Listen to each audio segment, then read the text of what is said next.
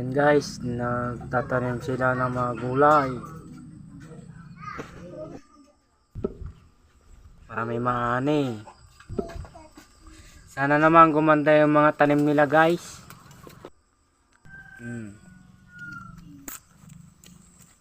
Hindi puro kwan. Sili lang ang tanim, puro talong. Yan guys.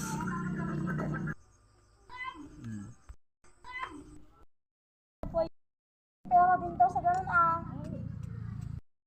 Tatikwa ko na. Nag-post ka lang sa Facebook. Ay, ganun lang ate?